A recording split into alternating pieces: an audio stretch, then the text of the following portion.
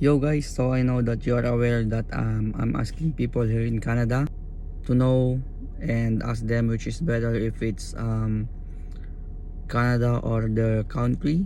So right now I'm going to one of my customers in Luxwax. So let's go. 2,000 years later. Ayan, Dahan-dahan so lang. kasama ko po ngayon si Ate. Venus! Ayan, so taga Pilipinas din po siya, nagtagalog na kami.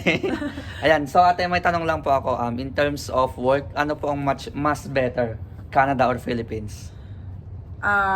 Meron akong dalawang perspective. Kasi I have a business in the Philippines. Oh. Pero, ang income namin is US dollars. Oh, So, I prefer nasa Pinas in terms of business. Yes. But in terms of work, mas okay dito kasi yung culture, hindi masyadong toxic.